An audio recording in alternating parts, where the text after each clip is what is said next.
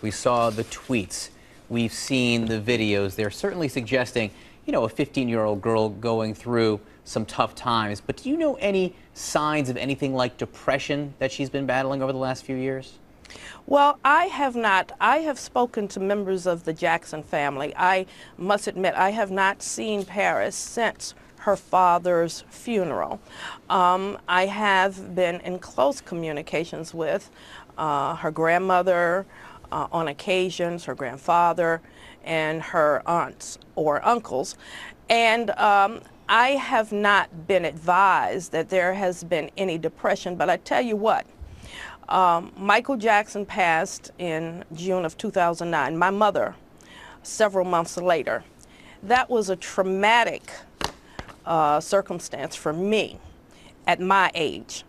And so you think about Paris, who was there with her father all over the world, from the Louvre to sitting with him, talking about him and his life and his career.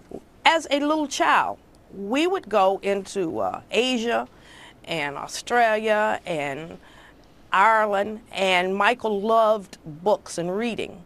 And in those bookstores, they would have CDs. And so Paris would make Michael buy his CDs, if you can believe it. She is his #1 fan. There is not a #1 fan in Asia or Europe.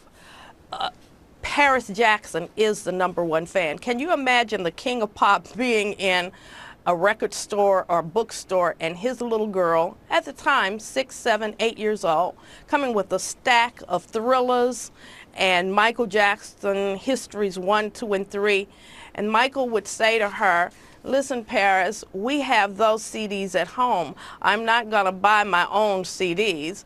And you know, as a little kid, she would say, "Well, Daddy, you're my favorite artist, so I want your CD." And we would end up buying Michael CDs and videos everywhere we went around the world. That's the kind of love and admiration she had for her father. So for him to be taken out as he was unexpectedly at 50, she was there with him.